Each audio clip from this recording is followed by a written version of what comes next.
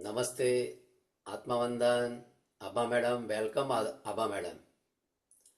Mastermind programme में श्री कृष्णम वंदे जगत गुरु प्रस्तुत mastermind programme में मैं आभा मैडम का हार्दिक स्वागत करता हूँ और यहाँ जूम सेशन पर जुड़े हुए सभी ध्यानी मित्रों का मेरा आदर से नमन प्रणाम। और मैं पहले ब्रह्मर्षि पितामह पत्री जी, महाअवतार बाबा जी, परमहंस योगानंद जी, लहरी महाशय और भारत के सभी ऋषियों, योगियों, संतों, मुनियों, गुरुओं, सदगुरुओं, अपने अपने माता पिता जनों को, सभी की चेतनाओं को मैं हृदय से प्रणाम करता हूँ, आदर से प्रणाम करता हूँ। तो आज आभा मैडम ये मास्टरमाइंड प्रोग्राम में वो विजडम शेयर करेंगे और हमको ध्यान भी करवाएंगे। और जो कुछ भी थोड़ा सा भी परिचय मैंने दिया है मैडम का इंट्रोडक्शन, तो आभा मैडम खुद ही अपना इंट्रोडक्शन शेयर करेंगे। वेलकम मैडम, आइए और अपना ज्ञान और विजडम शेयर करें। Thank you so much madam. धन्यवाद अनिल जी। सबसे पहले तो यहाँ पर उपस्थित जितने भी स्वाध्याय प्रेमी हैं, ध्यान प्रेमी हैं, बल्कि ध्यान योगी कहना चाहिए, उन सभी को मेरा बहुत बहुत ब्रह्म वंदन, आत्मवंदन। A very divine evening to all of you those who are present here.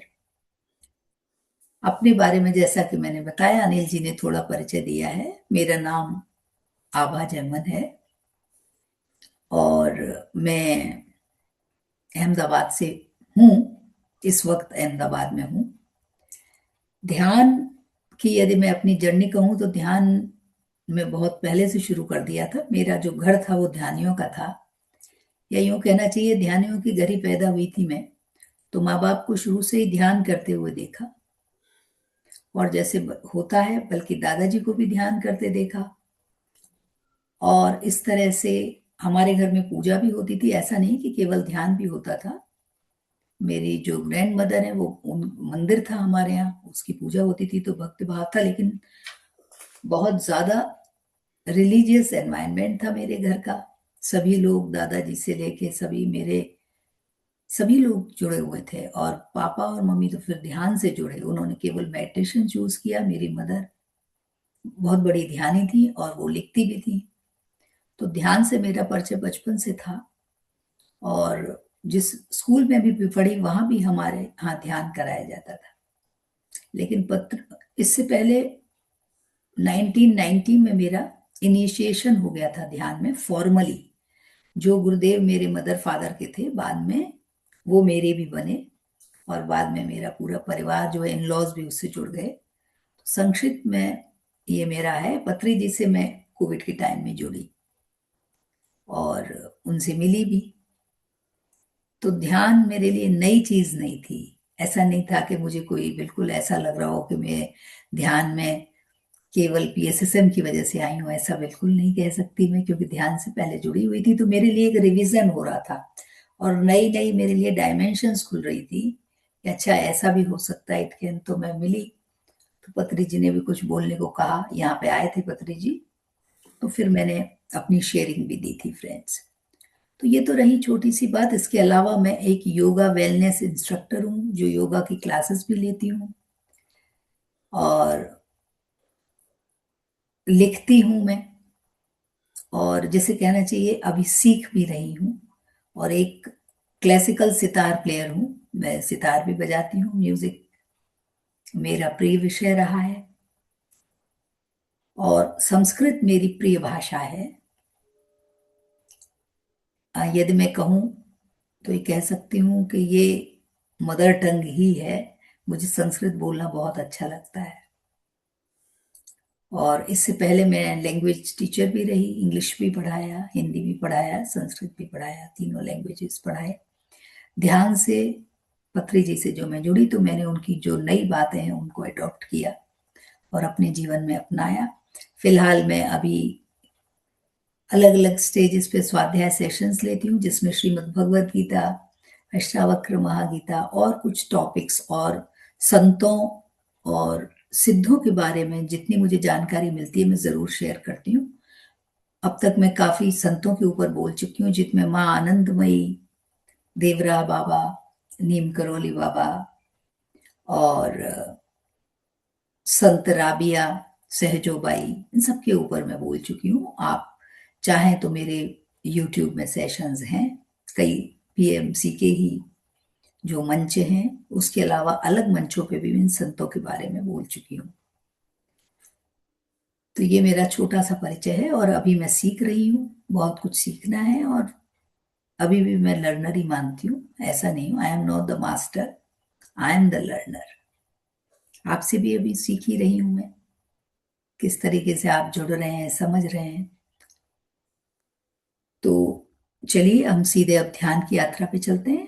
Short ध्यान करेंगे क्योंकि आज का जो मैं विषय लेने वाली हूँ, मुझे आशा है आप लोगों को बहुत रोचक भी लगेगा और आपको उससे कुछ इंसाइट भी मिलेगी कि किस प्रकार से ध्यान करना है, कैसे करना है। बहुत सारी चीजें हैं जो हम लोग अभी रखेंगे। उससे पहले एक बहुत शॉर्ट हम मेडिटेशन करेंगे friends. Seat comfortably with your eyes to be closed। अपने आंखों को बंद कर लीजिए, कंफर्टेबली बैठिए, शरीर को बिल्कुल ढीला छोड़ दें फ्रेंड्स, और अपनी जो स्पाइन है उसको बिल्कुल सीधी रखें।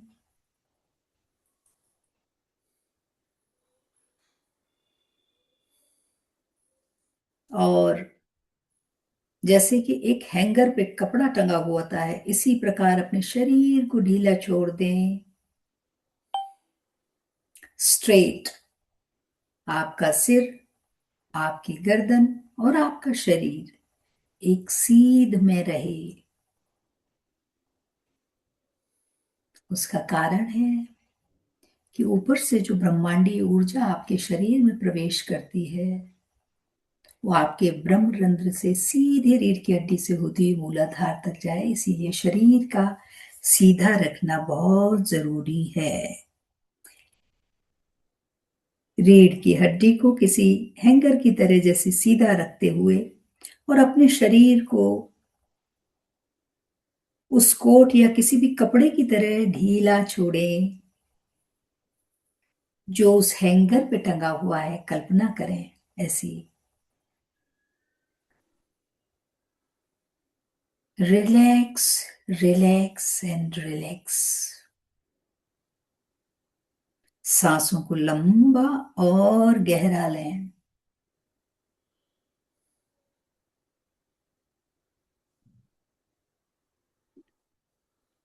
आंखों को भी रिलैक्स रखें।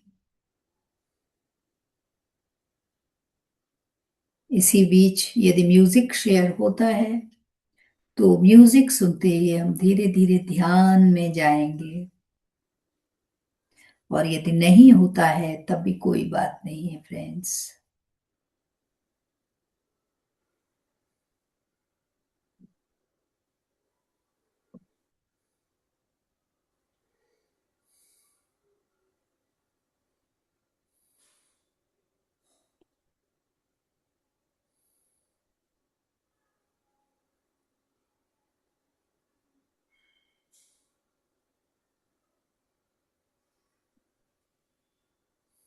लंबी, गहरी और धीमी सांसें। न कोई मंत्र, न कोई यंत्र, न कोई तंत्र, केवल सांसों पे ध्यान।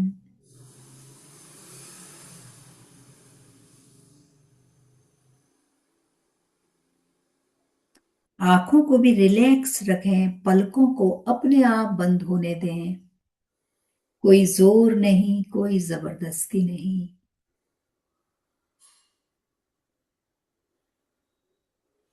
बिल्कुल नेचुरल, अपने स्वाभाविक रूप में जैसे आप सांस लेते हैं, लंबी, गहरी, धीमी। कोई प्राणायाम नहीं, केवल स्वाभाविक सांसें।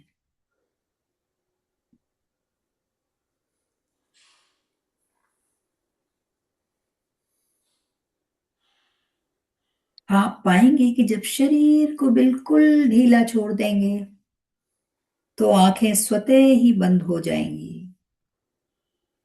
आपको कुछ करना नहीं है।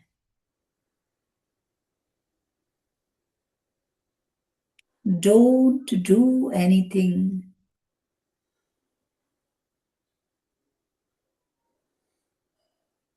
जैसे जैसे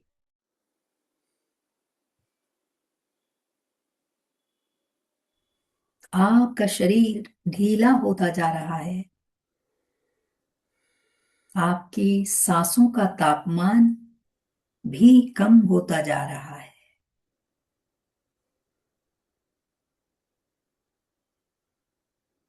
अब गहरे विश्राम में चले जाएं।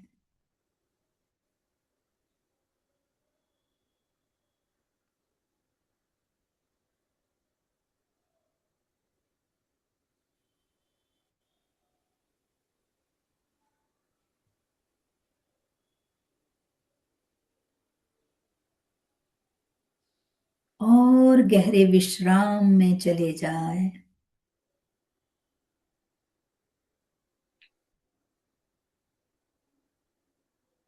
इस विश्राम में उतरते उतरते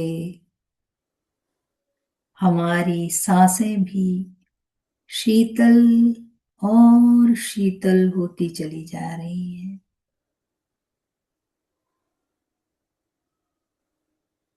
अपने आप स्वतः,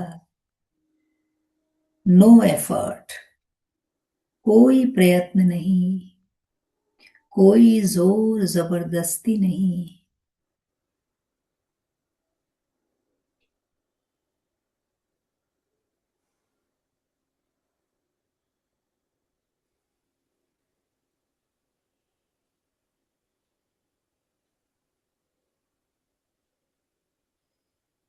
हमारी सांसें धीरे धीरे शीतल होती जा रही हैं। उष्णता कम होती चली जा रही है।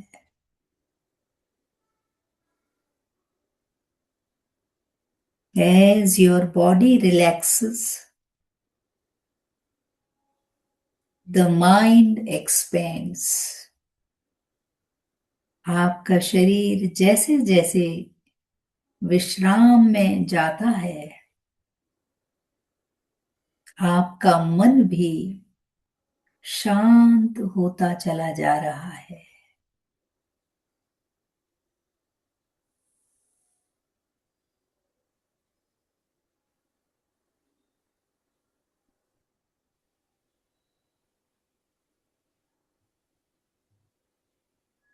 और आपकी सांसें धीरे धीरे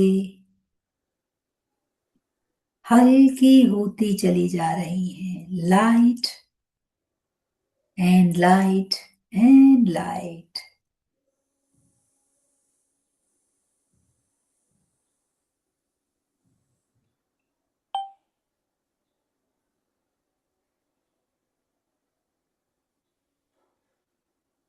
जैसे जैसे शरीर विश्राम में जाने लगता है, मन स्वतः ही शांत होने लगता है।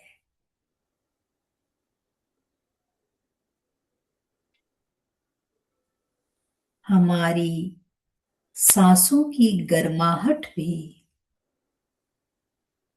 कम और कम होती चली जा रही है।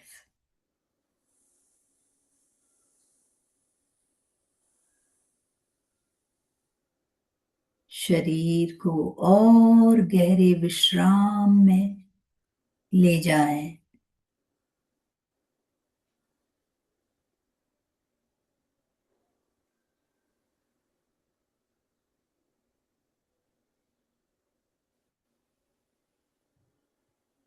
हमारा मन एक्सपेंड होता जा रहा है,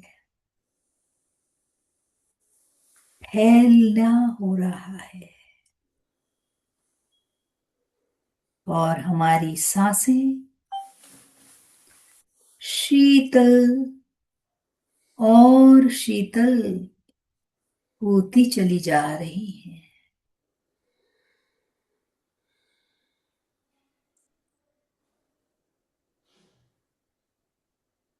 फ्रेंड्स, माय डियर गॉड्स, थोड़ी देर के लिए सभी इच्छाओं को किनारे कर दें। सभी इच्छाओं को थोड़ी देर के लिए दरकिनार कर दें, छोड़ दें। No desire for some time. भूल जाएं अपनी सभी इच्छाओं को। Leave all your efforts. अपनी कोशिशों को भी बंद कर दें। No effort. आसक्ति किसी भी चीज के प्रति या किसी भी व्यक्ति के प्रति आसक्ति आपकी गर्माहट को बढ़ाती है, आपके अंदर रजोगुण को बढ़ाती है, और निरासक्ति मन को शांत करती है। Just be patient for your breath to cool down. अपनी सांसों को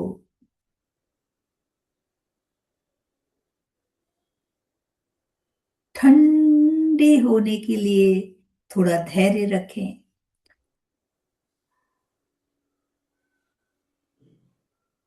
आप पाएंगे कि आपकी सांस बिल्कुल हल्की और ठंडी होती जा रही है। Don't hurry up. जल्दबाजी बिल्कुल न करें। विचार भी यदि आते हैं तो आने दें। Don't fight with your thoughts. अपने विचारों के साथ लड़ाई मत लड़ें।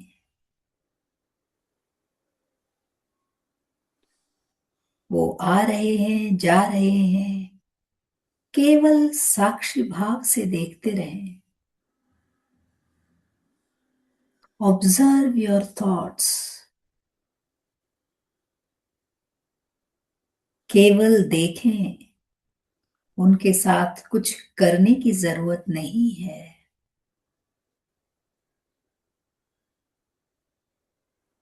Ignore your thoughts. अपने आते जाते विचारों को नजरअंदाज करें।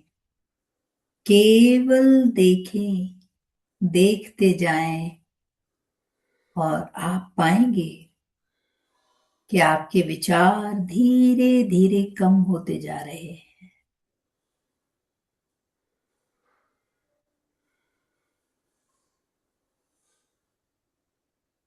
ध्यान का आखिरी 2 मिनट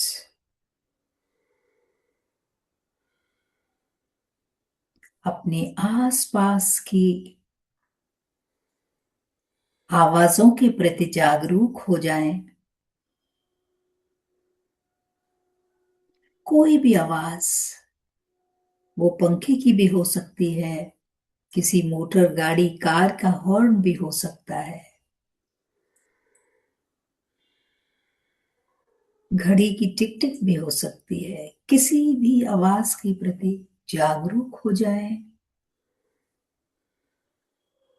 जिस स्थान पर आप बैठे हैं उस स्थान के प्रति भी जागरूक हो जाएं। जो आपने वस्त्र पहन रखे हैं उन वस्त्रों के प्रति भी जागरूक हो जाएं। Be aware. केवल जागरूक होना है, कुछ करना नहीं है। Now it is time to pay gratitudes.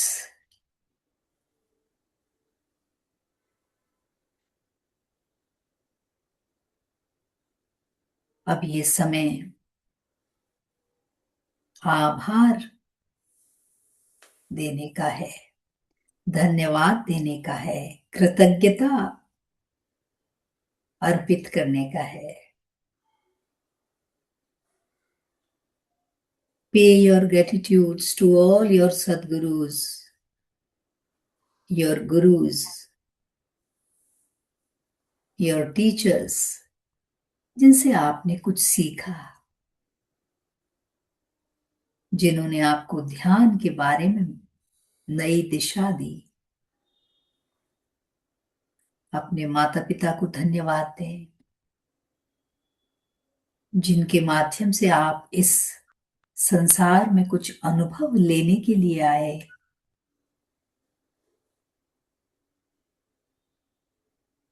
अपने उन मित्रों का धन्यवाद दें जिन्होंने आपको ध्यान के बारे में सूचना दी। धन्यवाद दें हमारी पृथ्वी माँ के लिए। Pay your gratitudes to your mother earth, जो सब कुछ सहते हुए भी आपको वो सभी चीजें प्रदान करती है जो आपके जीने के लिए आवश्यक हैं।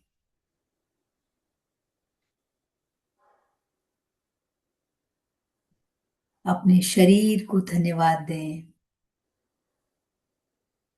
जिसने इस पूरे ध्यान सत्र में आपका साथ दिया।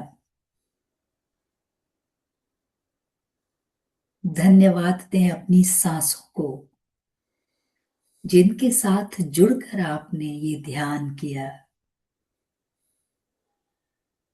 और धन्यवाद दें इस स्वाध्याय ग्रुप के उन सभी सहभागियों को जिनके साथ मिलकर आपने ये ध्यान किया। फ्रेंड्स, धीरे धीरे हम दोनों हाथों को प्रणाम की मुद्रा में जोड़ लेंगे और सभी के प्रति धन्यवाद देते हुए सभी की मंगल कामना करेंगे। लोका समस्ता सुखिनो भवन्तु, लोका समस्ता सुखिनो भवन्तु, सर्वे भवन्तु सुखिनः, सर्वे सन्तु निरामयाः, सर्वे भद्राणि पश्यन्तु, मा कश्चित् दुःखभाग् भवेत्। असतो मा सद्गमय, तमसो मा ज्योतिर्गमय, मृत्योर्मामृतं गमय। ओम शांति शांति शांति। धीरे धीरे दोनों हाथों को मलें और अपनी आंखों से लगा लें। फ्रेंड्स, एक बार और मलें और इस बार पूरे चेहरे पर ध्यान से उत्पन्न ऊर्जा को फैला लें और एक बार और मलें हम और पूरे शरीर में उस ऊर्जा को आप वितरित कर दें और धीरे धीरे आंखें खोलते हुए मुस्कुराते हुए हम ध्यान से बाहर आ जाएं। फ्रेंड्स, सभी को धन्यवाद देते हुए सभी का बहुत बहुत धन्यवाद धन्यवाद धन्यवाद जो आप इस ध्यान सत्र में शामिल हुए। आप सभी का तहे दिल से बहुत बहुत शुक्रिया। Thank you so much. खूब खूब थैंक यू धन्यवाद, सो वेरी मच। खूब खूब धन्यवाद, खूब खूब धन्यवाद। और आज परमहंस योगानंद जी का जी, आज उनका भी जन्मदिन है, तो आज हम उनकी याद में यस हम यस गुरु वंदना भी कर सकते हैं। वंदना भी कर सकते। Yes yes madam. अखण्डमण्डलाकारम् व्याप्तं येन चराचरम् तत्पदं दर्शितं येन तस्मै श्रीगुरवे नमः। अज्ञानतिमिरान्धस्य ज्ञानाञ्जनशलाकया चक्षुरुन्मीलितं येन तस्मै श्रीगुरवे नमः। गुरुर्ब्रह्मा गुरुर्विष्णु गुरुर्देवो महेश्वरः गुरुर्साक्षात् परं ब्रह्म तस्मै श्रीगुरवे नमः। तस्मै श्रीगुरवे नमः। तो फ्रेंड्स, आज जैसा कि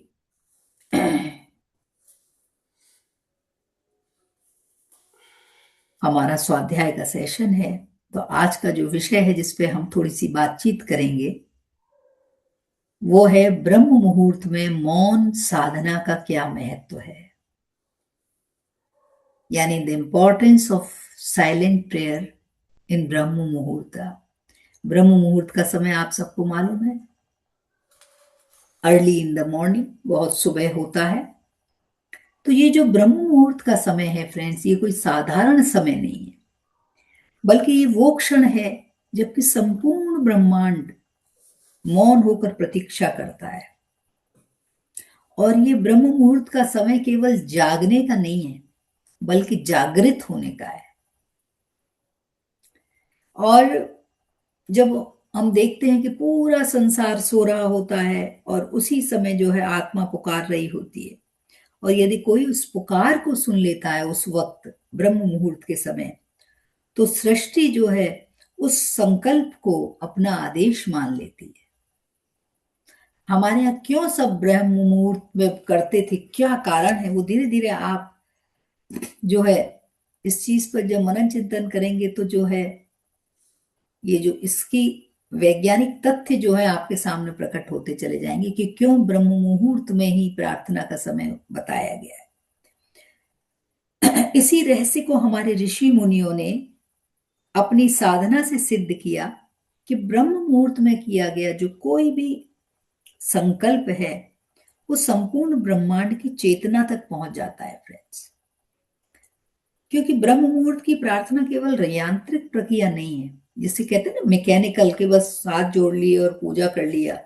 इट इज कॉल्ड मैकेनिकल, जिसमें आपका मन कहीं है, शब्द कहीं है, वो तो ये यांत्रिक प्रक्रिया नहीं है, बल्कि एक भाव है फ्रेंड्स।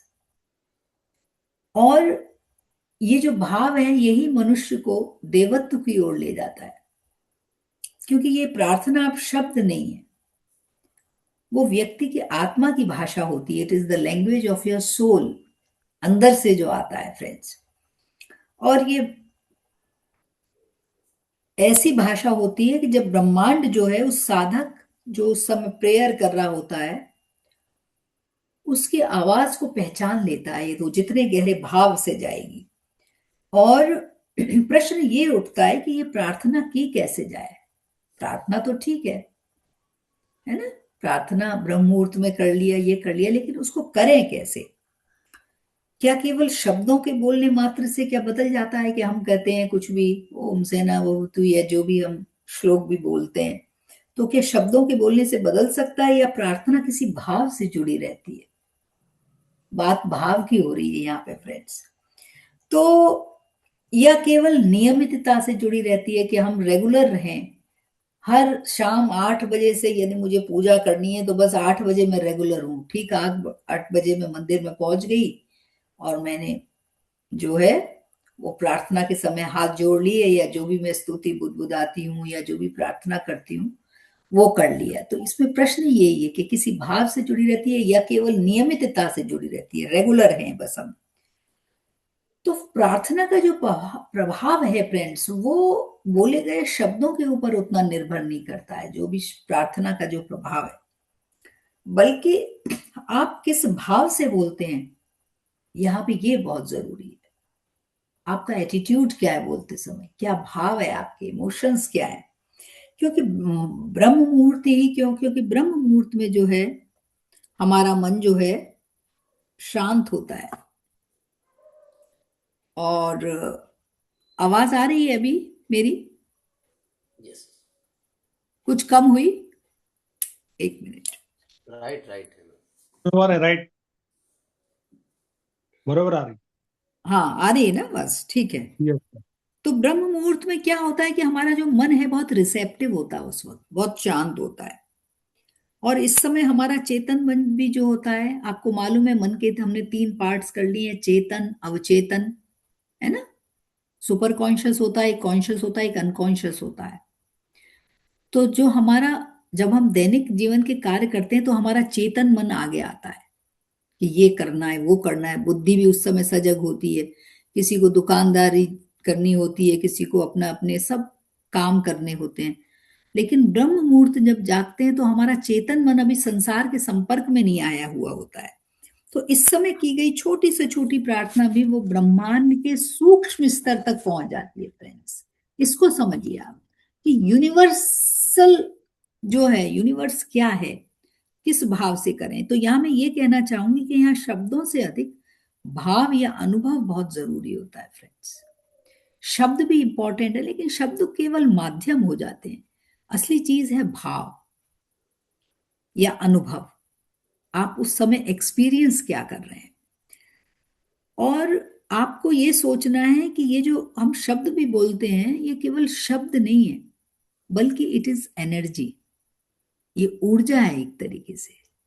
जो भी चीज है, हर चीज एनर्जी है यहाँ पे। तो जिसको हम शब्द कहते हैं, शब्दों का चुनाव कर लिया, वो शब्द नहीं है बल्कि ऊर्जा है फ्रेंड्स। और यदि हम इस ऊर्जा को सही डायरेक्शन में बहाना सीख जाते हैं या सही दिशा में हम उसको प्रवाहित करना यदि जानते हैं, तो वापस हमारे जीवन में घटनाओं के रूप में उतरने लगती है वही ऊर्जा। हमें आना चाहिए, हमें उसकी अंडरस्टैंडिंग होनी चाहिए उस ऊर्जा की। ये एक साइंटिफिक प्रक्रिया है फ्रेंड्स। तो जैसे कैसे उतरने लगती है, जैसे हम जमीन में बीज बोते हैं तो क्या होता है, हमारी प्रार्थना भी इस ब्रह्मांड रूपी जमीन में बीज बनकर उस क्षण की प्रतीक्षा करती है। जैसे हम बीज बोते हैं और सही समय पे ही बीज अंकुरित होते हैं, उसी प्रकार हमारी प्रार्थना है, वो बीज जैसी है। तो सही यदि हम प्रवाहित करना जानते हैं उस ऊर्जा को, तो वो भी क्या होगा, अंकुरित होगी। उस प्रार्थना का भी कुछ फल होगा, उसका भी कुछ इफेक्ट होगा। ये मतलब है यहाँ। और यहाँ ये बात जरूर ध्यान में रखनी जरूरी है कि केवल इच्छा मात्र से काम नहीं होता है, बल्कि हमारी उस इच्छा में कितना स्पष्ट भाव है, हम कितनी स्पष्टता से बोलते हैं फ्रेंड्स, ये बहुत जरूरी होता है। तो इसी कारण हमें 3 महत्वपूर्ण चीजों पर ध्यान रखना है whenever we prayer it. जब भी हम प्रार्थना करें हमें 3 चीजों पर ध्यान रखना है हमें। पहली तो इच्छा हमारी शुद्ध होनी चाहिए, प्योर होनी चाहिए, इम्प्योर नहीं होनी चाहिए। इच्छा कितनी शुद्ध है। दूसरी गहरी भावना, वो भावना जो है वो कितनी गहरी है, उसको कितनी डेप्थ ऑफ द इमोशन, कहाँ वो बहुत ही गहरी होनी चाहिए, अंदर से आनी चाहिए। और तीसरा है पूर्ण समर्पण, टोटल डेडिकेशन या पूरा सरेंडर। इन तीनों के एक साथ जब ये आ जाते हैं तभी जो ब्रह्मांड है वो उसको आदेश मान लेता है। अब फिर वो क्या है, वो उसको आदेश मानता है यदि तीनों चीज इकट्ठी हो गई। क्या क्या? शुद्ध इच्छा, गहरी भावना और पूर्ण समर्पण। जब ये तीनों एक साथ आ जाएंगे तब ब्रह्मांड उसको जो है अपना मतलब आदेश मान लेता है, बल्कि उसको आमंत्रण समझता है। और इसी वजह से हमारे जो ऋषि मुनि थे उन्होंने मौन को प्रार्थना का आधार बताया है। यहाँ मौन की बहुत अधिक इंपॉर्टेंस है, बहुत ज्यादा। क्यों? क्योंकि शब्द जब मौन में समा जाते हैं तब वो आत्मा की आवाज जो है तब गूंजती है। शब्दों का मौन में समा जाने के बाद ही जो है आत्मा की आवाज गूंजती है, और आत्मा की जब एक बार आवाज उठती है तो उसको टाला नहीं जा सकता फ्रेंड्स, इतनी शक्ति होती है उसमें। अब प्रश्न ये उठता है कि ऐसी जो शुद्ध इच्छा है जिसकी अभी हमने बात करी, उसको जगाया कैसे जाए? कह तो दिया, लेकिन जगाना भी है उसको। तो क्योंकि हमारा जो मन है वो बार बार भटक रहा है, मन का नेचर ही भटकना है, इसमें मन की गलती नहीं है। मन की जो प्रकृति है वो भटकने की ही होती है, चंचल होता है मन, यही उसकी प्रकृति है, ये उसकी स्वाभाविक प्रकृति है। तो मन को शांत और आत्मा को जगाने का जो पहला अभ्यास है फ्रेंड्स, वो मैं बता रही हूँ, वो जैसे मैंने अभी बताया आपको, मौन में उतरना है। सबसे पहले हम मौन में उतरे, और सुबह मतलब क्या है कि ब्रह्म मुहूर्त में जगे, तो उस समय कुछ बोले नहीं, कुछ बोले नहीं, केवल हमारे अंदर जो भीतर का वातावरण है उसको महसूस करें। भीतर का वातावरण का मतलब जो आपके अंदर हृदय में जो भी है, जो भाव है, जो शांति, केवल उसको महसूस करना है, बोलने की जरूरत नहीं।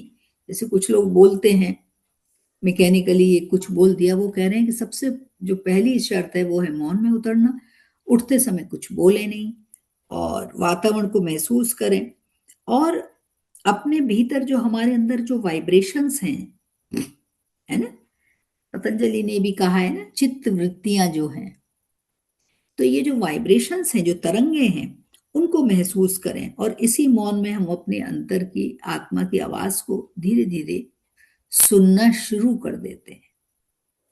धीरे धीरे ये प्रोसेस है, एक इतनी जल्दी नहीं होगा कुछ।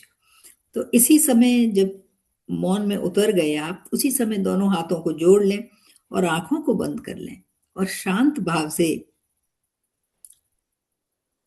एक भाव मन में लाएं, और वो भाव क्या होगा कि मैं ईश्वर के बहुत पास हूं और मेरी हर जो प्रार्थना है वो सुनी जाएगी, जो भी मैं बोलूंगी। ये एक पॉजिटिव फीलिंग है कि I am very near to the God, और मेरी जो भी आवाज है, जो भी प्रार्थना है, वो सुनी जाएगी।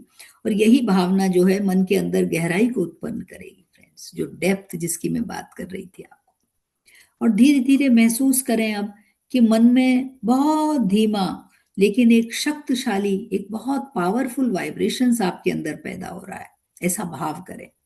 जब ये प्रार्थना करें तो एक साथ में ये भाव भी हो कि मेरे अंदर एक धीमा धीमा लेकिन बहुत शक्तिशाली एक वाइब्रेशन है, वो जो है पैदा हो रहा है। और ये कंपन जो है, जिसको मैं वाइब्रेशन कह रही हूँ, ये एक ब्रिज की तरह काम करेगा, जिसके माध्यम से जो हमारी कॉन्शियसनेस है, यानी इंडिविजुअल कॉन्शियसनेस है, व्यक्तिगत जो चेतना है, वो ब्रह्मांडीय चेतना से जुड़ने लगती है धीरे धीरे धीरे धीरे। तो ये जो कंपन है, जिसकी मैं ये कंपन ही एक पुल का काम कर देता है। तो हमारी जो वाइब्रेशंस है वो ब्रह्मांडीय चेतना के साथ, यानी ब्रह्मांडीय यूनिवर्सल जो कॉन्शियसनेस है उसके साथ जुड़ने लगती है। और इसके बाद हम क्या करना है, एक लंबी और गहरी सांस लें, और एक छोटी सी प्रार्थना मन ही मन बोलें, क्योंकि मौन की बात हो रही है, मन ही मन बोलें, है ना। मन की बात है ये कि हे ईश्वर, मुझे अपने प्रकाश से भर दो, ऐसी चीज मन में बोले।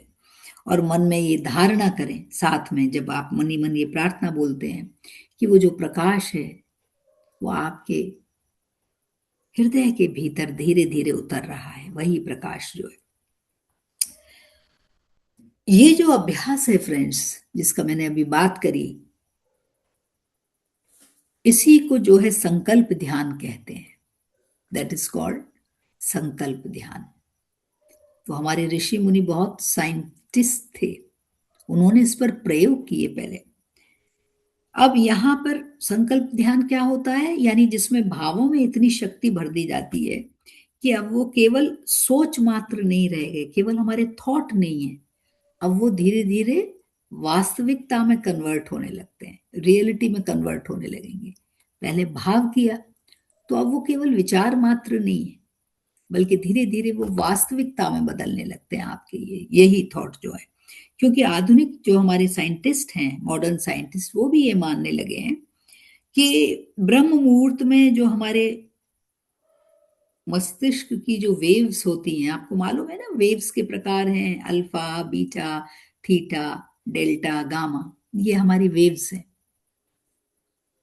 तो क्या होगा, और आपको ये भी मालूम होगा कि अल्फा जो वेव्स होती हैं ये काम करती है, ये बिल्कुल रिलैक्सिंग उसमें आता है। जब हम सोते हैं या शरीर को विश्राम देते हैं या योग निद्रा करते हैं, तब जो है ये अल्फा वेव्स होती हैं, है ना। और बीटा में हमारे दैनिक काम होते हैं। तो वो ये कह रहे हैं कि जो सुबह की जब हम ये प्रार्थना करते हैं तो इस समय की जो मस्तिष्क की जो हमारी वेव्स हैं वो अल्फा और थीटा स्टेट में होती है। थीटा माने और काम, थीटा अल्फा से और गहरा होता है, जिसमें कभी कभी विजन्स भी आते हैं, तो वो हो जाता है। और ये जो तरंगें होती हैं ये हमारे अवचेतन मन से जुड़ी रहती हैं। यही जो तरंगें जिनकी मैं बात कर रही हूँ हमारा सबकॉन्शियस माइंड से जुड़ी जुड़ी हुई रहती हैं, ये जो वेव्स होती हैं। और इसी अवस्था में यदि हम किसी भी संकल्प को बार बार दोहराते हैं, बार बार दोहराते हैं, तो वो क्या होता है, वो ही हमारे जीवन का हिस्सा बन जाती है। तो धीरे धीरे आप समझेंगे कि ये एक प्रोसेस है फ्रेंड्स। कई बार क्या होता है कि मन स्थिर नहीं होता है हमारा, और क्यों, जब मन स्थिर नहीं होगा तो क्या होगा, बेचैनी के भाव आएंगे, कुछ अस्त व्यस्तता के भाव आएंगे, क्योंकि हर वक्त जरूरी नहीं है कि हमारा मन स्थिर हो। कई बार ऐसा हो जाता है तो आलस से भी आता है, कभी कभी सुबह उठने का मन नहीं करता है, तो ये भाव भी आने लगते हैं। और साथ में संदेह भी होने लगता है कि जो मैं कर रहा हूं या कर रही हूं, क्या ये वाकई इसका कुछ मिलेगा, इसका कुछ रिजल्ट आएगा। ऐसे भाव भी आ जाते हैं, संदेह के भाव जिसे कहते हैं, है ना, फीलिंग ऑफ डाउट। तो इस समय एक और अभ्यास जोड़ने की जरूरत पड़ जाती है, और वो अभ्यास है फ्रेंड्स आभार की प्रार्थना, यानी प्रेयर ऑफ ग्रेटिट्यूड्स, जो मैंने अभी आपको ध्यान में भी कराई थी। इसको कहते हैं आभार की प्रार्थना। और मतलब क्या है इसका, आभार की प्रार्थना का, कि जब हम केवल मांगने की जगह धन्यवाद देने लगते हैं किसी को। ईश्वर को केवल मांगना ही नहीं होता फ्रेंड्स, मुझे ये दे दे, ये दे दे। लक्ष्मी जी के पास गए, मुझे धन दे दो या मुझे दे दो, लेकिन धन्यवाद उसकी जगह यदि आप करेंगे, थैंक्स या ग्रेटिट्यूड्स, तो वो जो होता है, तो जब हम मांगने की जगह पर जब धन्यवाद की प्रार्थना देने लगते हैं तो ब्रह्मांड हमारे साथ और गहराई से जुड़ जाता है फ्रेंड्स। जिस यूनिवर्स की, यूनिवर्स जो है वो कॉन्शियस है ना, बहुत एक जागृत चीज है। तो वो यही कह रहे हैं कि धन्यवाद जब हम देने लग जाएंगे तो हमारे साथ ब्रह्मांड भी जुड़ जाएगा। और उसका कारण ये है कि मांगने से ज्यादा जो शक्ति है वो धन्यवाद में है। पावरफुल कौन सा है, मांगना या धन्यवाद देना, उसमें धन्यवाद देना, है ना, एटीट्यूड ऑफ ग्रेटिट्यूड। अब यहाँ पे ये प्रश्न होता है कि क्या इस प्रार्थना को किसी विशेष दिशा की ओर मुंह करके किया जाए, या कुछ विशेष शब्दों या मंत्रों को बोला जाए। यानी इसमें एक चीज और है, एक चीज और सोची हमारे ऋषि मुनियों कि इसके लिए कोई एक डायरेक्शन है क्या, कोई जरूरी कि उस डायरेक्शन में ही बैठ के करो, या कुछ विशेष शब्दों को बोला जाए। तो फ्रेंड्स, हमारे सनातन ऋषि मुनियों ने, आप सभी को पता ही है कि ध्यान के पहले तो वो खुद ध्यान में गए और अपने ध्यान के अनुभव से उन्होंने बताया कि पूर्व दिशा यानी ईस्ट, जहां पर सूर्य का प्रकाश सबसे ज्यादा होता है, वो सबसे ज्यादा ऊर्जावान होती है। और ब्रह्म मुहूर्त में पूर्व दिशा की ओर मुंह करके जब हम बैठते हैं तो क्या होता है कि वो जो ऊर्जा है जो ब्रह्मांड की, उससे हम सीधा जुड़ जाते हैं। क्योंकि ये जो पूर्व दिशा, ये ऐसा ही नहीं है कि पूर्व दिशा की ओर मुंह कर लो, ये खाली मैकेनिकली नहीं बताया है आपको, ये उन्होंने बताया है कि ये इसका एक साइंटिफिक इफेक्ट है कि जब आप पूर्व दिशा की ओर मुंह करके करेंगे तो उसका जो इफेक्ट ज्यादा आएगा। दूसरा, जिस आसन में हम बैठते हैं वो भी उतना ही जरूरी है। ये भी अपने हमारे सनातन ऋषियों ने महसूस किया कि कौन से आसन में किस पोस्चर में बैठे हैं आप। तभी मैंने बताया ना आपको कि सीधा बैठिए, गर्दन आपकी, सिर और आपका शरीर एक सीध में रहे। तो वो कह रहे हैं कि पीठ गर्दन सीधी, वही जैसा मैंने बताया, दोनों हाथ अपने हम घुटनों पे रख लें ऐसे, और सुखासन में बैठा जा सकता है। वज्रासन भी बहुत अच्छा आसन है इसके लिए, या पद्मासन जो लगा सकते हैं वो पद्मासन में बैठे। वज्रासन भी बहुत अच्छा आसन है। या और आंखें हल्की सी बंद हो, बहुत ज्यादा बंद करने की जरूरत, भींचने की जरूरत नहीं है कि आप जबरदस्ती आंखों को बंद कर रहे हैं, हल्की सी बस पलके गिरा दें, ये मतलब है। और क्यों होता है? क्योंकि ऐसी जो स्थिति होती है वो शरीर को स्टेबिलिटी देती है, स्थिरता देती है यदि हम ऐसे बैठेंगे तो। और पतंजलि ने भी कहा है अपने योग सूत्र में, जिन लोगों ने भी पतंजलि पढ़ा होगा, कि स्थिरम सुखम आसनम, है ना, जो स्थिरता दे वही आसन है। बहुत ज्यादा आपको कलाबाजी करने की जरूरत नहीं है। तो शरीर न तो बहुत अधिक तनाव में हो और न बहुत अधिक ढीला हो। तनाव में होगा तो आपको दर्द होगा पूरे शरीर में, बहुत ढीला होगा तो आलस आ जाएगा, आप सो जाएंगे। इसीलिए शरीर को मध्यम स्थिति में रखना जरूरी है, बुद्ध की तरह मध्यम मार्ग अपनाना जरूरी है। बहुत तनाव भी नहीं, बहुत ढीला भी नहीं, और एक संतुलन हो शरीर में, शरीर पूरी सीध में एक संतुलन हो। जैसे दीपक की लौ होती है फ्रेंड्स, वो जैसे एक, उसको वायु रहित स्थान पर रख दिया जाए तो उसकी लौ बिल्कुल सीधी जाती है। जहां हवा चल रही होती है वो फ्लिकरिंग होती है। तो हमारा शरीर भी ठीक दीपक के लौ की तरह बिल्कुल स्थिर हो। और अब बात आती है कि उन विशिष्ट शब्दों की जिनको हमारे ऋषि मुनियों ने मंत्र कहा। ये मंत्र हैं क्या? ये विशिष्ट शब्द हैं। लेकिन यहाँ एक बात ध्यान में रखनी बहुत जरूरी है फ्रेंड्स, और वो ये कि ये जो मंत्र जिनको हम कहते हैं कि ये मंत्र बोल लिया और इससे ये हो जाए, कोई जादू तो नहीं है ये, बल्कि मंत्र का अर्थ क्या है? हमारे शब्दों के माध्यम से उत्पन्न की गई ऊर्जा है, ये भी ऊर्जा ही, दिस इज ऑल्सो एनर्जी। तो मंत्र कोई जादू नहीं है। लोग कहते हैं ये मंत्र कर लो उसका फल ये हो जाएगा, ये एक ऊर्जा है। और यहाँ पर एक चीज और जरूरी है, ये ध्यान में हमें रखना बहुत जरूरी है, बल्कि मैं ये कहूंगी कि जब हम कहते हैं ओम नमो भगवते वासुदेवाय, जब हम ये मंत्र करते हैं तो ये केवल एक सेंटेंस नहीं है, बल्कि हमें एक ये उस विराट चेतना के उस विराट स्रोत से जोड़ देता है। ये जो है, ये ऊर्जा जो है उस सोर्स तक चली जाती है जिसको हम ईश्वर कहते हैं। वही जो ऊर्जा का स्रोत है जिसको हम ईश्वर कहते हैं, कोई खुदा कहता है, कोई कुछ कहता है। तो ये क्या है? ये ऊर्जा का एक तरह में स्रोत है।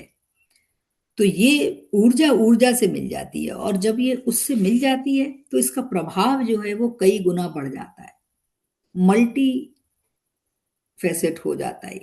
इसका जो प्रभाव है ये बहुत बढ़ जाता है। जैसे एटम बम, उसके जो प्रभाव होते हैं जितना सूक्ष्म होगा, तो ऐसे ही ओम नमो भगवते वासुदेवाय केवल शब्द है, वाक्य नहीं है, बल्कि ऊर्जा है। और जब ये चेतना उस चेतना से मिल जाती है तो उसका प्रभाव जो है मल्टीफोल्ड हो जाता है, बहुत गुना बढ़ जाता है।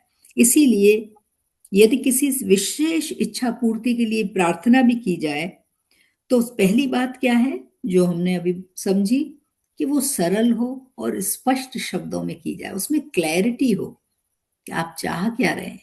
जैसे मैंने बताया, शुद्ध इच्छा, क्लैरिटी बहुत होनी जरूरी है। और दूसरे ये कि उसके साथ अब जो भाव की बात आई जो हमने पहले करी, तो भाव कैसा हो? सकारात्मक भाव हो। तो पहली तो क्लैरिटी, आपकी इच्छा, आप क्या चाह रहे हैं, स्पष्ट शब्द हो, सकारात्मक भाव दूसरी बात आई कि बहुत जरूरी है। क्योंकि जो ब्रह्मांड है फ्रेंड्स, उसको स्पष्टता पसंद है।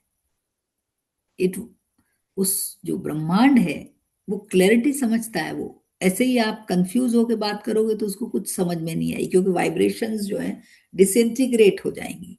तो ब्रह्मांड को जो है वो स्पष्टता पसंद है, और अस्पष्टता के स्थान पर, यदि स्पष्टता के स्थान पर हमारे अंदर डर होगा या कोई संदेह होगा, तो क्या होगा, फिर वो बात नहीं आएगी। तो हमें पूर्ण विश्वास और सकारात्मक भाव के साथ वो प्रार्थना करें, और कुछ विशेष शब्द लें। कैसे शब्द? जैसे शक्ति, विश्वास, करुणा, आनंद। ये जो शब्द है, अब आनंद शब्द के साथ क्या होता है, आपको आनंद का मतलब मालूम है तो वो आनंद आपके अंदर आ जाएगा। शक्ति, पावर। तो ये जो शब्द है इनके अंदर भी ऊर्जा है बेसिकली, ये मात्र शब्द नहीं। और यदि हम इनका स्पष्ट उच्चारण करते हैं तो हमारे चारों ओर भी एक ऊर्जा का ये एक तरीके से ऑरा बना देता है। ये हमारे चारों ओर उस वो भी ऊर्जा, जब हम बोलते हैं स्पष्ट शब्दों के साथ, सकारात्मक भाव के साथ, तो हमारा एक ऑरा क्रिएट हो जाता है खुद का। और ये जो है, ये जो भाव है, और ये जब हम भाव करेंगे तो दिन भर में हमारे अंदर वही स्पेसिफिक एनर्जी हो जाती है। वो ऊर्जा फिर दिन भर हमारे अंदर रहती है यदि हमारी सुबह की ब्रह्म मुहूर्त की जो प्रार्थना इस प्रकार से की जाए तो। लेकिन यहाँ एक चीज और इम्पॉर्टेंट है फ्रेंड्स, जो मैं आपसे बात कहना चाहूंगी, और वो क्या है कि प्रार्थना की प्रतिध्वनि, मतलब रेस्पॉन्स क्या है। यानी जब एक ही भावना और समान शब्द जब एक नियमित रूप से रोज किए जाएं, समझ रहे हैं आप, बात हुई थी कि दैनिकता, मैकेनिकल नहीं हो, प्रार्थना एक ही हो लेकिन भाव आपका कैसा हो। जब उस भाव का रिपीटिशन होता है तो क्या होगा, और नियमित रूप से जब आप उसको उच्चारण करेंगे आपके अंदर वही भाव आएगा, तो जो प्रार्थना की प्रतिध्वनि होगी, मतलब वो जब दोहराया जाएगा बार बार बार बार, तो वो क्या हो जाता है कि जो हमारे अंदर के वाइब्रेशंस थे धीरे धीरे वो परमानेंट हो जाते हैं, वो स्थायी हो जाते हैं, वो जो कंपन है।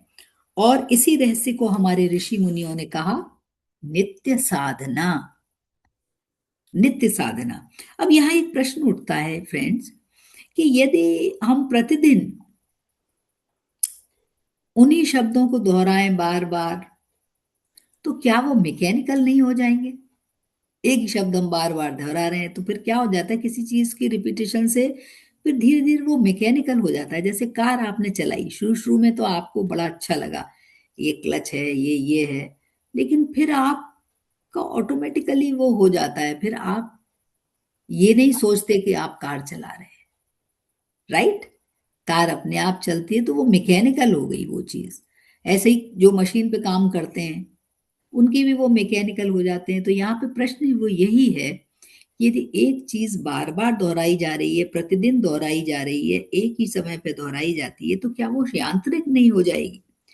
तो इसके उत्तर में मैं यही कहना चाहूंगी कि जो एक ही प्रार्थना जो है एक निश्चित समय पर यदि हम करते हैं, नियमित रूप से यदि करते हैं, और अपना भाव भी हम यदि, मैंने बताया, सकारात्मक भाव लाते हैं, तो फिर वो केवल शब्द मात्र नहीं रह जाते, बल्कि वो चेतना के स्थायी कंपन बन जाते हैं फ्रेंड्स। और इसी को हमारे ऋषि मुनियों ने कहा ऋतु चक्र। ऋतु चक्र यानी साधना कैसी? ऋतु चक्र साधना। नित्य साधना के बाद ऋतु चक्र साधना, यानी किसी भी कार्य को ब्रह्मांड की लय में ढाल दो आप, कोई भी जो आप कार्य है, और तब तक, यानी जब धीरे धीरे हम उसको डेली डेली करेंगे, जो जो ब्रह्मांड की लय है वो क्या होगा, उसमें ब्रह्मांड की लय भी शामिल हो जाती है। जब प्रतिदिन आप कर रहे हैं, आपका भाव सकारात्मक है, और जैसे मैंने बताया ओम नमो भगवते वासुदेवाय, तो ये जो है ये भी ऊर्जा ही है, लेकिन इसके साथ हमारा जब भाव भी जुड़ गया तो वो अलग हो, उसका प्रभाव होता है। यहाँ पर ऐसा है, और ये भी एक साइंस है। और साइंस कैसे है? जैसे हमारे ऋषि मुनियों ने कहा कि हमारे मस्तिष्क का जो न्यूरोनल नेटवर्क जो है वो क्या होता है, वो बार बार जब दोहराए गए भाव हैं उनको अधिक गहराई से जो है वो करता है, ठीक है। और जब हम रोज करेंगे प्रार्थना तो रोज एक नई भावना के साथ काम करेंगे। तो ये जो शब्द है एक नया चमत्कार जैसा लगेगा हमें, है ना।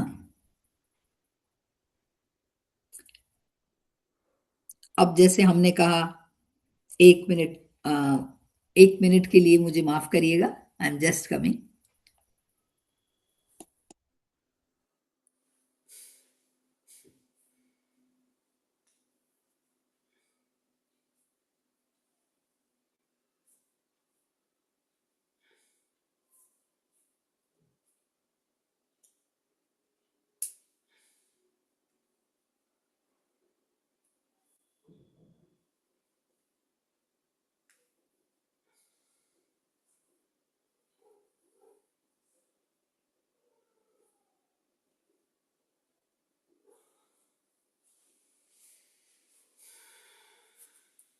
Sorry friends, I am back. तो बात चल रही थी क्या कि जो हमारे मस्तिष्क का जो न्यूरल नेटवर्क है वो बार बार दोहराए गए भावों को बहुत गहराई से जो है वो एब्जॉर्व करता है।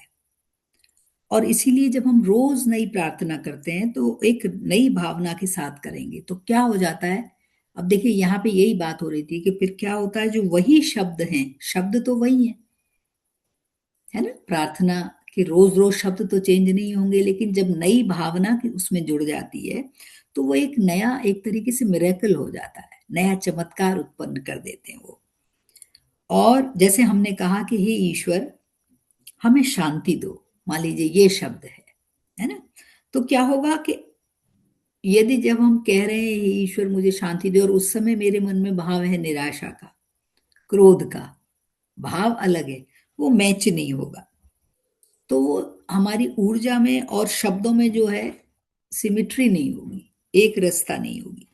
लेकिन उसकी जगह यदि मैं आंख बंद करके यदि उस भाव को अनुभव करते हुए मैं ये कहूं कि मैं शांत हूं। इसीलिए आप जब देखते हैं आपको जब ध्यान में कराया जाता है तो आपको इस तरीके से ही कराया जाता है कि मैं शांत हूं, आई एम पीसफुल, है ना। आप लोग तो रोज ध्यान करते हैं, इस तरह के ध्यान आपको कराए जाते हैं।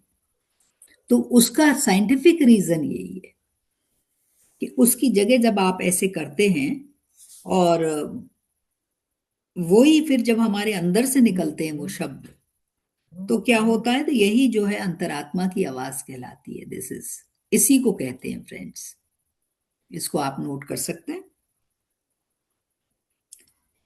क्योंकि यही जो अंतरात्मा की आवाज है इसको फिर ब्रह्मांड सुनता है। और यदि हम कुछ क्षण मौन में रहते हैं और यदि हम उस प्रार्थना को अनुभव करें और तब तक नहीं बोलें जब तक कि ये शब्द हमारे अंदर से नहीं फूटे फ्रेंड्स। एक चीज और है यहाँ पर, जब तक अंदर से नहीं फूटेंगे तब तक वो प्रभावकारी नहीं होते हैं।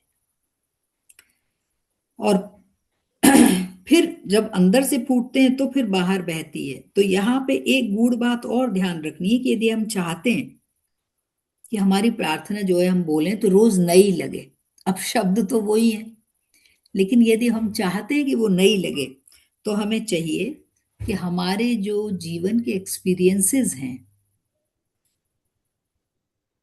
उनको भी उसका हिस्सा बना लें, उस प्रार्थना का। केवल मैकेनिकल प्रार्थना करने से कुछ नहीं होगा। वो क्या कह रहे हैं कि आप जो भी एक्सपीरियंस करते हैं दिन भर के, उनको भी आप एक हिस्सा बना लें उस प्रार्थना के। यानी वो भी जब एक्सपीरियंसेस जुड़ जाएंगे आपके उस प्रार्थना में तो क्या होगा, वो प्रार्थना नई हो जाएगी। जैसे हम क्या कहें कि हे प्रभु आपने मुझे क्षमा देने का, आपने मान लीजिए किसी को क्षमा किया एक दिन में, किसी को माफ कर दिया, तो आप कहेंगे कि हे ईश्वर आपने मुझे किसी को क्षमा कराने का अनुभव कराया, इसके लिए धन्यवाद। जिसकी बात हो रही थी ग्रेटिट्यूड्स, एटीट्यूड्स ऑफ ग्रेटिट्यूड्स की बात हो रही थी। तो ये वही चीज है कि वो उसमें जब तक वो भाव नहीं आएगा तो शब्द तो मैकेनिकल ही है। और उसके लिए धन्यवाद। और उसके बाद और अधिक क्षमा के लिए आप प्रार्थना करें कि मुझे और आप ऐसा हो कि मैं और कल 4 लोगों को क्षमा करूं। इस भाव को अनुभव करें। अब ये प्रार्थना जो है आपकी फिर वो मैकेनिकल नहीं रहती है और वो जीवंत तो हो जाती है। और यही वो बात है जिससे कोई भी प्रार्थना जो है वो आत्मा की आवाज बन जाती है फ्रेंड्स। हालांकि ये चीज धीरे धीरे आती है, ये एकदम से नहीं आएगी। अब यहाँ पे फ्रेंड्स एक प्रश्न और उठता है कि क्या ये शब्द और भाव ही काफी है क्या, या कोई ऐसा दिन या समय भी आता है कि जब प्रार्थना की शक्ति 100 गुनी हो जाती है। ये प्रश्न भी होता है। तो एक प्रकृति के पास जो है, हमारी जो मदर नेचर है, उसके पास एक अलौकिक घड़ी भी है, उसकी अपनी एक घड़ी है। ये अदृश्य रहती है और हर दिन हर क्षण को एक विशेष ऊर्जा से भी भर देती है। और यदि हम ब्रह्मांड की उस घड़ी के साथ जो चल रही है ऑलरेडी, जो हमें पता नहीं पड़ता है, उसके साथ यदि हम तालमेल बिठा लेते हैं अपना, तो क्या होता है कि ये जो प्रार्थना है जिसको मैं अभी बात कर रही थी, फिर ये संकल्प भी नहीं रह जाता। पहले प्रार्थना हुई शब्द की, फिर मैंने कहा संकल्प में बदलो, फिर ये संकल्प भी नहीं रह जाता है, फिर एक ये ब्रह्मांडीय घटना बन जाती है जो हम और आपको पता नहीं चलती है, यदि उसके साथ तालमेल बैठ जाए तो वो कह रहे हैं कि ये चीज बहुत जरूरी है, ये जो ब्रह्मांडीय घटना बन जाती है, और यही क्षण है जिसको हमारे ऋषि मुनियों ने कहा शुभ मुहूर्त घड़ी। हम कहते हैं ना कि शुभ मुहूर्त में जाओ, कहीं भी जाते हैं, विवाह संस्कार होता है, उसके लिए हम क्यों शुभ मुहूर्त निकलवाते हैं? तो इसीलिए निकलवाते हैं कि जो ब्रह्मांडीय ऊर्जा है उसके साथ वो भी चल रही है। इसीलिए जो ज्योतिष हो गया, ये साइंस है सारी, ये झूठ पर आधारित नहीं है, लेकिन सही कैलकुलेशन हो, सारी चीजें सही हो, तो ये जो मुहूर्त और भारतीय परंपरा में जो मुहूर्त और ये सब इनका जो विधान है निकलवाने का, वो यही कारण है कि वो जो ब्रह्मांडीय घड़ी के साथ जब ये सब चीजें सही जुड़ जाती हैं एक वैज्ञानिक प्रक्रिया के साथ, इसी को हमारे ऋषि मुनियों ने कहा मुहूर्त, तिथि जिसको हम कहते हैं, नक्षत्र।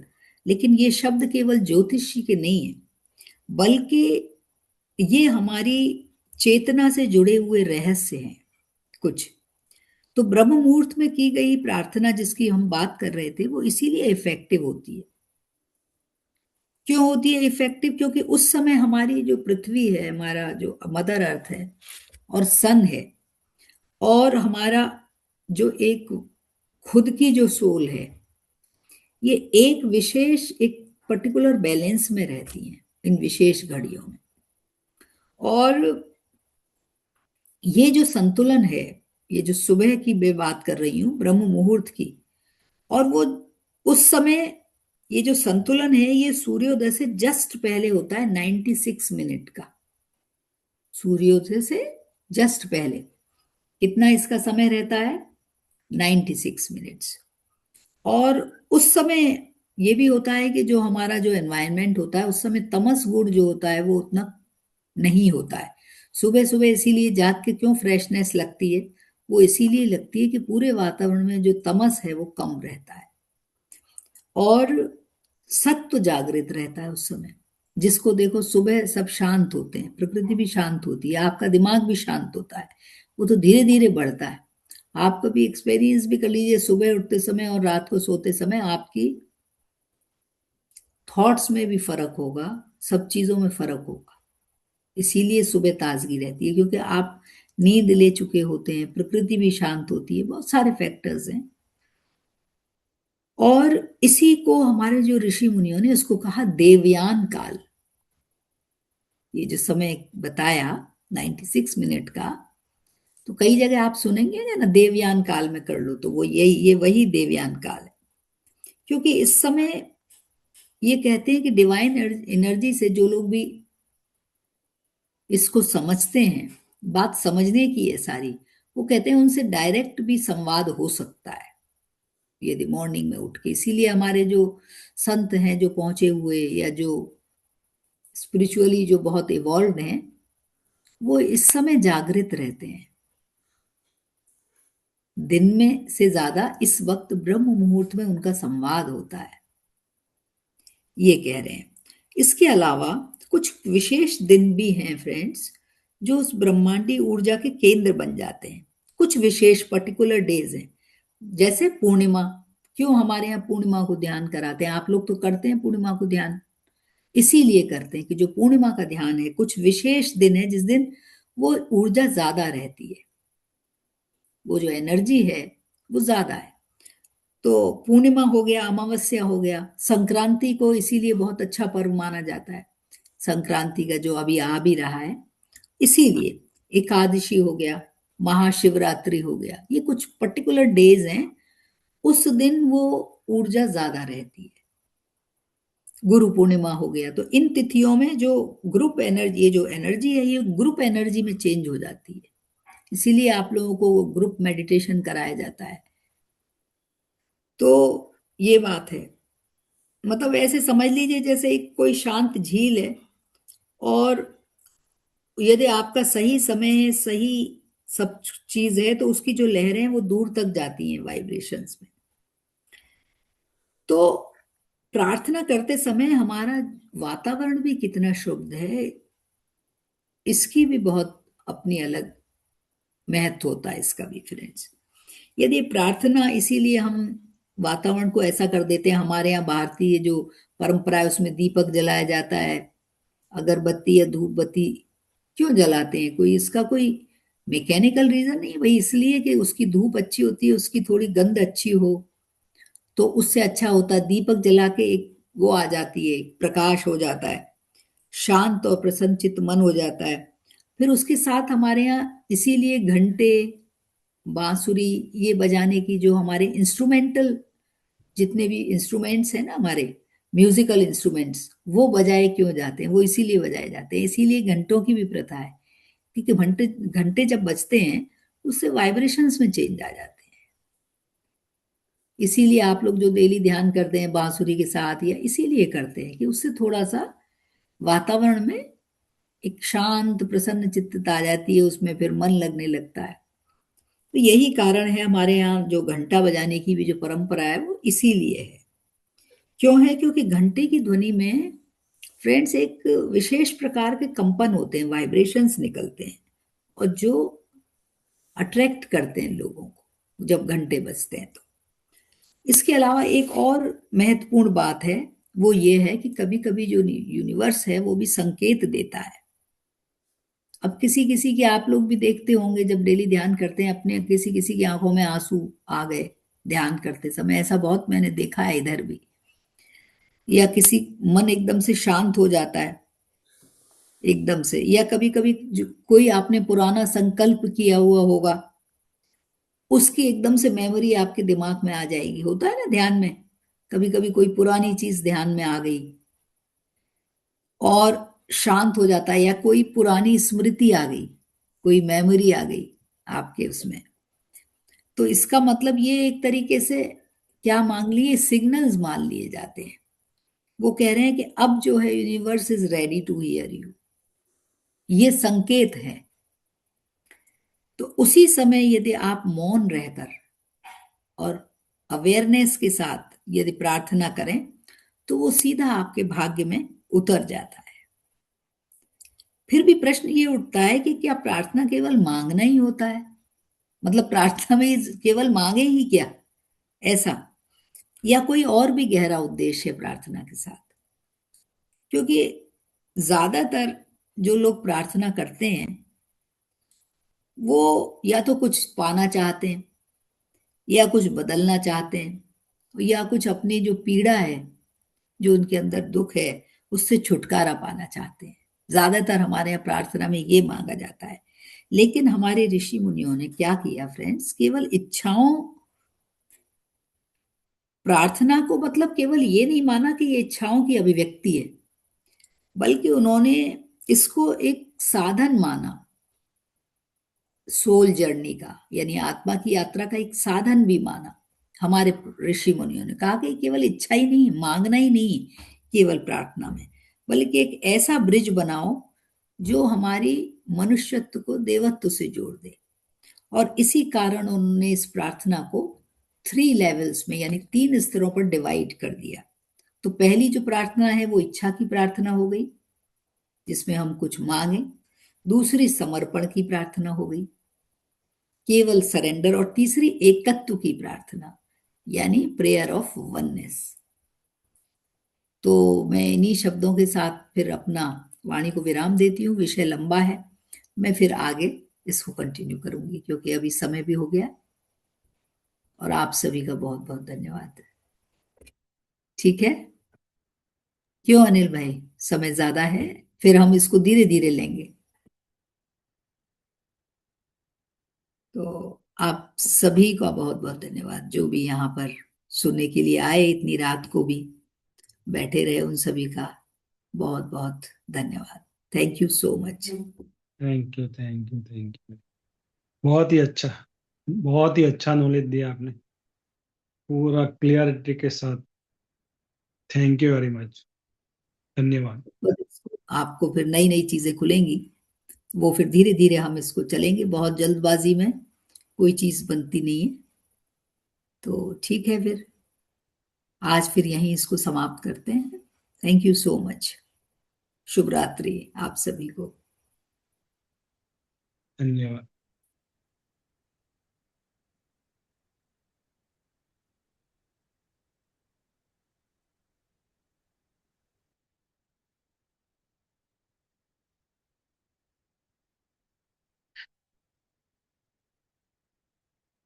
है या बात करनी है तो आप कर सकते हैं। कुछ पूछना हो, कुछ डाउट हो तो यू कैन आस्क। मैम नहीं है मेरा तो फिर डाउट हम, हाँ बताइए। मेरा है मैम। हाँ जैसे हाँ। मैम, अब आप इस बात को मानोगे कि नहीं मानोगे मेरे को ये नहीं पता, लेकिन जो मेरे साथ हो रहा है ना उससे मैं बात कर रहा हूँ। मेरे पे कंटिन्यू तंत्र क्रिया होती है। तो मैम मेरा वैसे, जैसे भगवान को याद करता हूँ ना, हम्म, तो जैसे नाम लेके शिव जी को या कृष्ण जी को और इनको सबको, तो उसमें मेरा इफेक्ट आता है। जैसे 60% आ गया। अगर मैं वही चीज को मैं परमात्मा का नाम लेके बोलता हूँ ना, तो उसमें हम्म। मेरे को 100% रिजल्ट मिलता है। जैसे तो उस जो जिसमें भी एनर्जी आपको, आती है। अच्छा ये आपने अनुभव किया ना, तो इसमें आपको जिसमें कंफर्टेबल हो, हाँ, इसमें माने आप कुछ भी, लेकिन कंफर्ट जिसमें महसूस हो रहा हो वो करें आप। ठीक है ना? तो मैं ये पूछना चाह रहा, ऐसा क्यों? भगवान तो जैसे नाम तो बनाए हैं, लेकिन ऐसा क्यों नहीं, ये हमारे खुद के अपने डाउट्स होते हैं। आप ध्यान में कब से हैं? क्योंकि ऐसा क्यों करके जब आप और सोचेंगे ना, अभी जब ये वाला विषय समाप्त होगा, अभी बहुत शुरुआत हुई है इसकी, जब ये समाप्त होगा तो आप जोड़े रहें, तब आपको मालूम पड़ेगा कि ये कैसे कैसे आता है, कैसे कैसे प्रश्न भी आते हैं। इस आगे आगे बहुत कुछ खुलेगा। हाँ, तो इसलिए मैं क्वेश्चन आया दिमाग में कि ये अलग है, हाँ, भगवान के नाम अलग है, परमात्मा अलग है, ऐसे कुछ क्वेश्चन आया। अलग कुछ भी नहीं है, ये हम लोगों ने किया हुआ है एक ही। हाँ, ये तो अलग, मेरा मन कभी नहीं मानता। मैं जैसे मैं क्योंकि जब भी, इसके लिए आपको आना पड़ेगा। सुनिएगा तो धीरे धीरे डाउट्स जाएंगे। है कुछ भी नहीं, हाँ, है एक ही चीज, जिसको अलग हम लोगों ने मान लिया है। ठीक है ना? तो मैडम ये ब्रह्म मुहूर्त है, ब्रह्म मुहूर्त स्नान भी है। हाँ, और स्नान का भी महत्व, इसीलिए हमारे यहाँ माघ पूर्णिमा वगैरह पे जो स्नान दान जो करते हैं, उन सबका महत्व हो जाता है विशेष अवसरों पर। नहीं नहीं, ब्रह्म मुहूर्त स्नान भी ये ब्रह्म मुहूर्त के समय में ही किया जाता है, उसको ब्रह्म मुहूर्त स्नान कहते हैं। बाद में रजोगुणी स्नान है, बाद में हाँ, वो तमोगुणी इसीलिए स्नान वो दिन को जो बांटा है ना हमने, तो ब्रह्म मुहूर्त के अलग हैं, मध्याह्न को हमने रजोगुण से जोड़ दिया, क्योंकि मन भी उसके साथ साथ ही हमारा जो है, मन एक्टिव होता है। मॉर्निंग में मन उतना एक्टिव नहीं होता है, मतलब ब्रह्म मुहूर्त शांत में जो होता है। आपने समझाया, बात सही है हम्म। कि भाई सुबह में जो मॉर्निंग में प्रार्थना करने से हमारा मन जो है वो डायरेक्ट यूनिवर्स के साथ जुड़ जाता है। जैसे कि सुबह में हम 7 बजे के बाद कितनी ट्रैफिक हो जाती है, 12 बजे 11 बजे, तो ब्रह्म मुहूर्त में जब होते तो ट्रैफिक होती है नहीं, सीधा ही चला जाता है। हाँ और जो रजोगुण बिल्कुल, तमोगुण का जो समय होता है वहां हम प्रार्थना करेंगे तो वो भगवान तक पहुंचती नहीं। और इसलिए नहीं पहुंचेगी। देखिए ये भी अभ्यास, ये बिल्कुल नहीं पहुंचेगी। उसके कारण यही हो जाते हैं कि उस समय हमारा फिर जो कॉन्शियस माइंड है ना वो चालू हो जाता है, बुद्धि काम करना शुरू कर देती है, यहाँ जाना है वहां जाना है, मैकेनिकल काम शुरू हो जाते हैं। होता है कि नहीं, शुरू में बस 5 मिनट आप बैठिए, नहीं तो लोग तो सीधे उतर के ही काम करने लगते हैं। यस, रजोगुण और तमोगुण का ज्यादा हाँ समन्वय हो जाता है बिल्कुल। जो ब्रह्म मुहूर्त बीतने के बाद। तो हम्म इसलिए लेकिन हमारा जो मन भी इसलिए नहीं लगता जो आध्यात्मिक में, कि जो हम्म प्रभु में कि जो करना है।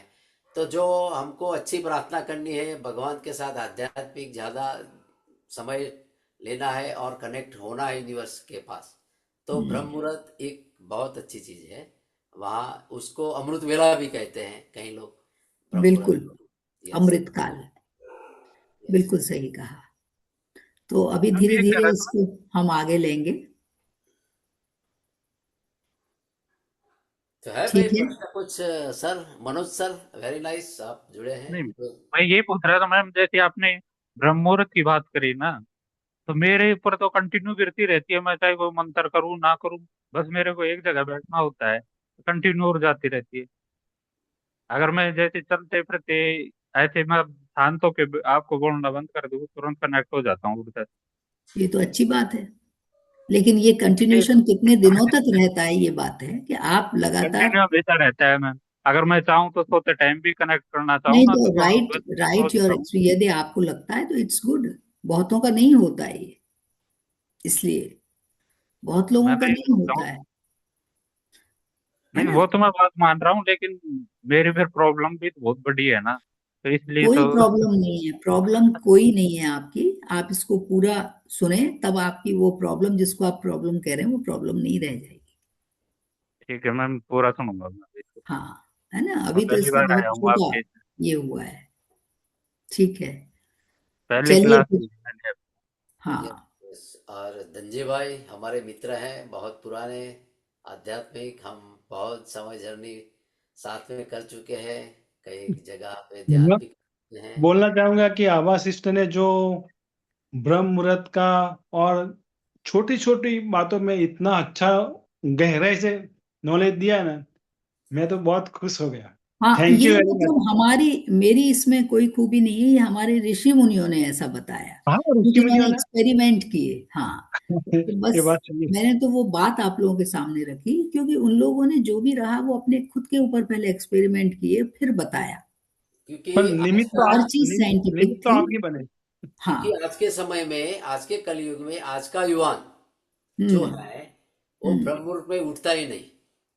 हाँ, उनका क्योंकि वो बारह टाइमिंग्स बारह फर्क हो बजे गए हैं। 1 बजे तक, आज का युवान 12 बजे 1 बजे तक मोबाइल पर बैठा रहता होता है। उनकी कुछ काम और भी साथ रहते हैं, साथ कुछ एक वर्क बजे फ्रॉम होम जिनके रात में हो रहे हैं, हाँ, क्या और करें वो। बाद में वो 8-9 बजे उठता है तो वो हम्म तमोगुणी ये सतोगुणी में आ जाता है, और उसका पूरा विचार आज के युवान में होते ही नहीं आध्यात्मिक। मैं देखता हूँ होता उनकी है, अपनी अलग प्रॉब्लम्स है। 1-2% होंगे युवान, हम्म लेकिन बाकी के युवान में ऐसा होता ही नहीं। मैं देखता हूँ उसका मन चंचल होता है, फिरता होता है, कुछ दिमाग होते नहीं, पूरे दिन मोबाइल के साथ कुछ न कुछ प्रवृत्तियों में लगा रहते हैं।